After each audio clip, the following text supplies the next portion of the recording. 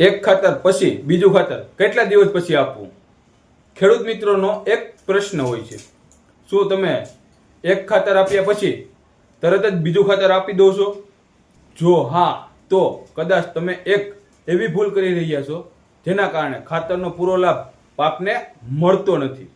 તો હું સુમિત ભૂતિયા એસ્ટોએસ તરફથી આજે તમને એક ખૂબ મહત્વની વાત સમજાવું છું.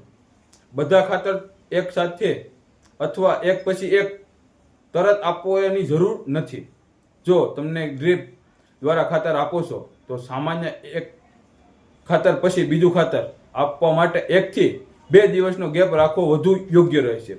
કારણ કે દરેક ખાતરને મૂળ સુધી પહોંચતા, ઓગળતા અને છોડ દ્વારા શોષવા જવા માટે થોડો સમય લાગે છે. અને એક વાત ખાસ યાદ રાખજો, કેટલાક ખાતરો એકબીજાના દુશ્મન હોય છે, જેમ કે કેલ્શિયમ સાથે સલ્ફેટ અથવા કેલ્શિયમ સાથે ફોસ્ફેટ. આ ખાતરો ક્યારેય એક સાથે ભળતા નથી. આ બંને ભળે ત્યારે અદ્રાવ્ય થર બની શકે છે, જેના કારણે ડ્રીપ લાઇન ચોકઅપ થઈ શકે છે, છોડને પૂરતો ફાયદો મળતો નથી. એટલા માટે આવા ખાતરો વચ્ચે ઓછામાં ઓછા 2 થી 3 દિવસનો ગેપ જરૂર રાખવો.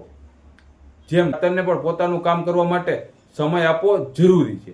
ઉતાવળમાં ખાતર આપવાથી ખર્ચ વધે છે, પરંતુ પરિણામ ઘટી શકે છે.